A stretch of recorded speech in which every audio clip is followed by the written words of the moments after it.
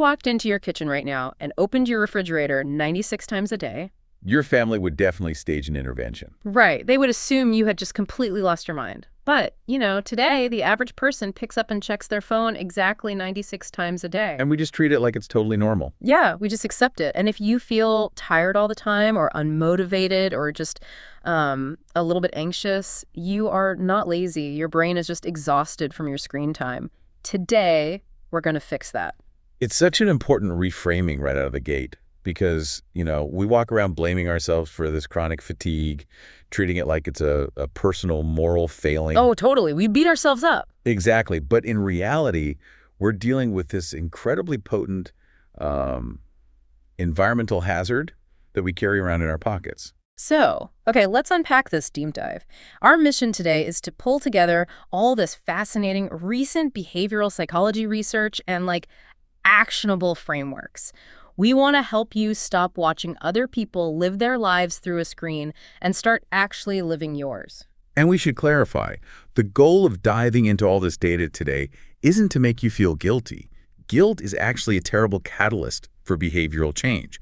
The goal is to understand why these devices have so much power, so you can take that power back. I know for me, and I'm sure for you listening, the scariest thing on my phone used to be that weekly screen time report. Oh, that little Sunday morning notification. Yeah, you see the number and your stomach just drops. It's awful. Yeah. But before we get to the mechanics of fixing it, and we really do have a great, simple framework to share that will cut that number down, we have to look at the sheer scale of the problem. Because you really can't build a defense strategy if you underestimate the opponent.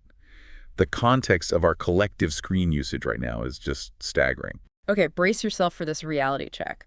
In your head, just guess how much time you think you actually spend on your phone every day. Whatever you're guessing, it's probably higher. It definitely is. Because the latest data shows the average American adult now spends over 7 hours a day looking at screens.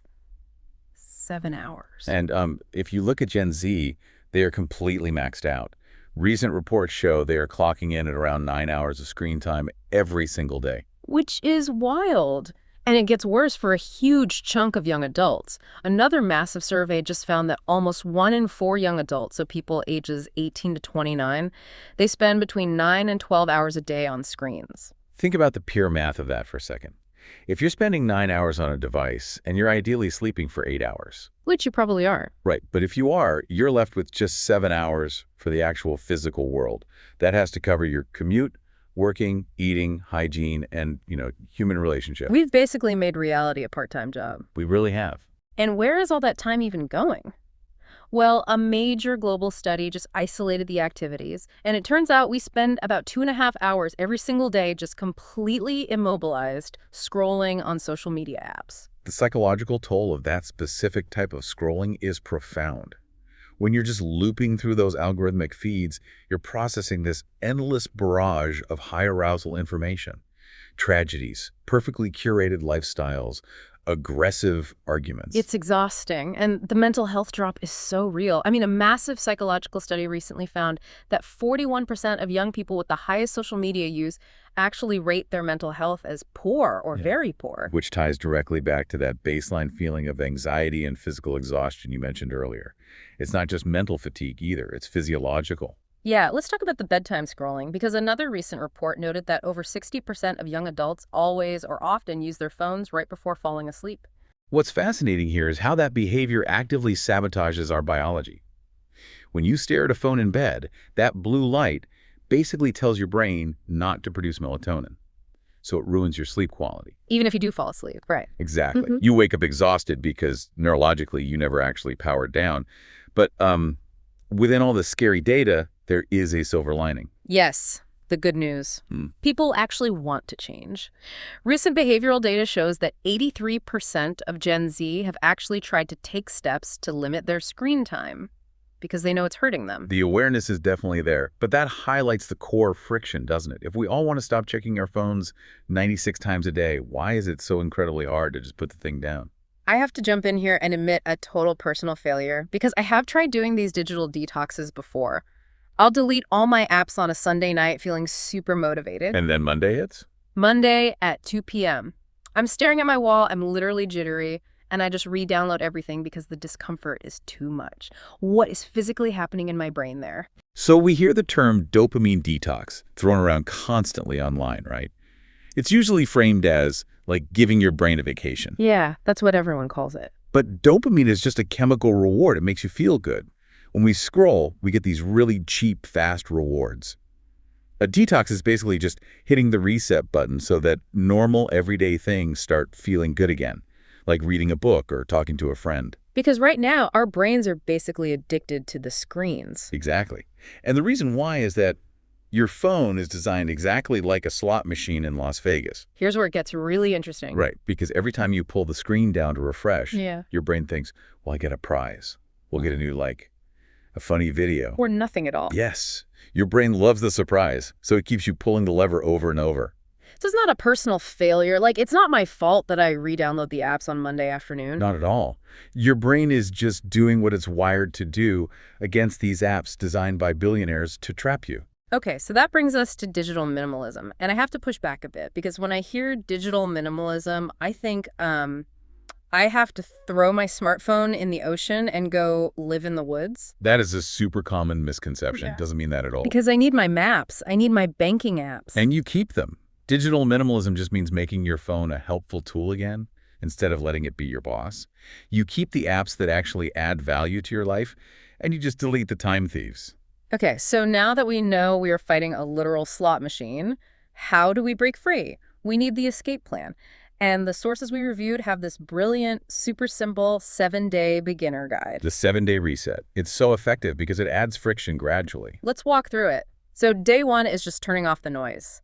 You go into your settings and you turn off all notifications except for real humans. Right, so calls and texts only. Yeah, no more pop-ups from news apps or social media saying someone liked your post from 2 days ago. If a human being isn't urgently trying to reach you, the phone should just stay silent. Exactly. Then day 2 is the 1-hour morning rule. What would happen if you woke up tomorrow and didn't look at your phone for the first hour? It sounds terrifying, right? It really does for most people. But you wake up, drink water, stretch, make coffee. No screens for 60 minutes. And biologically, that is huge because checking your phone in bed immediately floods your brain with external demands and stress before you've even woken up properly. Okay, day 3.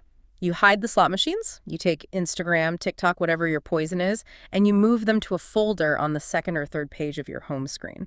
So you have to actually search for them. That little bit of friction gives your brain a second to ask, do I really want to do this right now? Totally. Day 4 is the bedroom ban. This is where you go buy a cheap $10 alarm clock. Yes, get the phone out of the bedroom entirely, charge it in the kitchen or the bathroom overnight. Which helps so much with that bedtime scrolling we talked about. It forces the issue. You physically can't scroll if the phone is in the kitchen. Day 5 is where it gets fun. You swap 1 hour of your usual scrolling time for a real-life activity, go for a walk, read a book, bake some cookies, just do something real. You're showing your brain that analog activities can actually be rewarding again. Day 6 is the phone-free dinner. No TV, no phone, just food and actual conversation. A radical concept these days. I know, right?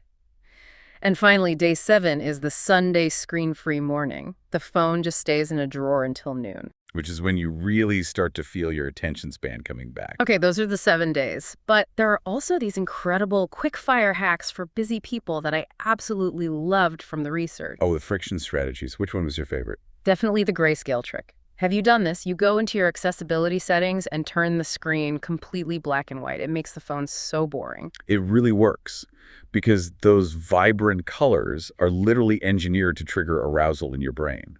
When you take the color away, the slot machine looks broken. It's so jarring.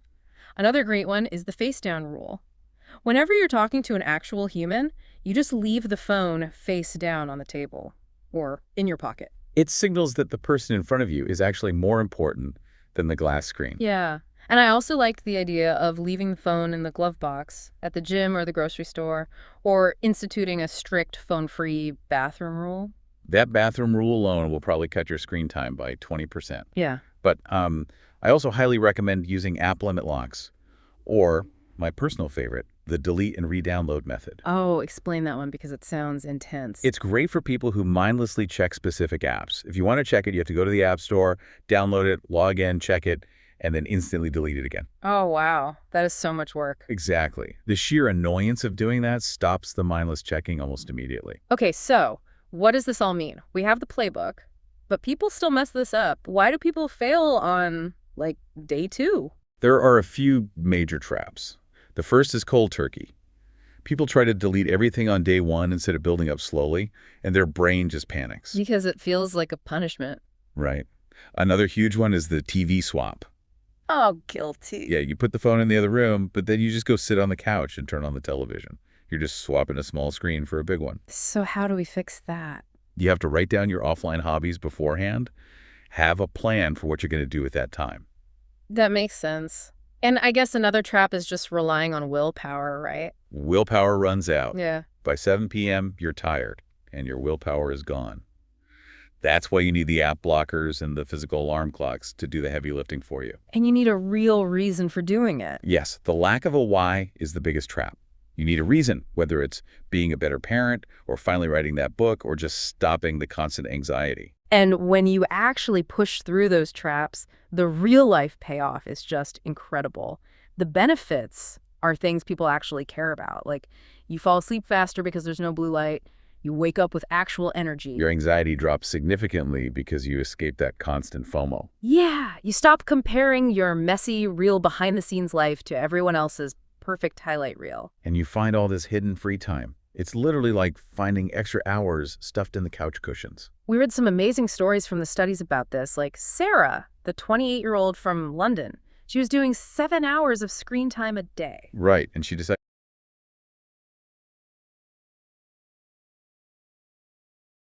be a fast. She rediscovered her love for baking, which is a very tactile, offline hobby. And she ended up starting a weekend bakery business with all that free time. It's amazing what happens when you reclaim your focus. Aw. Then there was Mark from Austin, 34 years old. Oh, the guy who saved his marriage with a $10 clock. Exactly. He just bought a cheap alarm clock, charged his phone in the kitchen, and stopped checking work emails in bed. He and his wife actually started talking again at night. It's wild that something so small can literally save a marriage. And then there was Chloe, a 22-year-old from Sydney. She deleted TikTok for 30 days because she had terrible brain fog. And her anxiety dropped, her focus came back, and she read 4 books in a single month. Because things that used to feel boring, like reading, suddenly became super enjoyable again once her brain reset. Do you ever feel like your real life is just passing you by while you sit on the couch watching other people live theirs through a screen? That's really the core of it. We are trading our actual lives for the illusion of connection. So as we wrap up, remember, you aren't lazy, you are just digitally exhausted. And by adding some of these simple friction-adding steps to your routine, you can totally reclaim your time and your attention. You're just deciding to make the technology serve you instead of serving it. So here is my challenge to you. Try the 7-day beginner plan. Start tomorrow. And if you suddenly got 2 hours of your day back today, what offline hobby would you genuinely love to start? Think about what you could build or learn or just enjoy. Which leads to a final thought I really want you to mull over today. Let's hear it. If you look back on your life in 20 years, how much of your memory will be composed of your own real lived experiences? And how much will just be the memory of you sitting on a couch, watching someone else live theirs through a piece of glass? Start living your life again today. Stop watching and start living. We will catch you on the next deep dive.